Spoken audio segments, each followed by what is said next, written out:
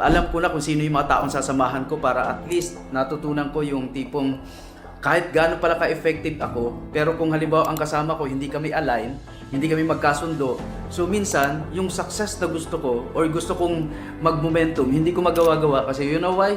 Kasi merong bara, merong ibang energy na minsan imbis na mag-grow ka, hindi tuloy nag-grow kasi bakit? May mga humihila sa iyo pababa. Natutunan ko na dapat ang environment ko ganon. Tapos yung wisdom, yan ang totoong yaman. Kasi yung wisdom na experience mo, na pagpulutan mo ng aral, lahat ng experience mo, kaya ka nagiging effective, kaya ka nire-ready ka lang kasi bakit? Through experience, pwede mong matutunan sa libro.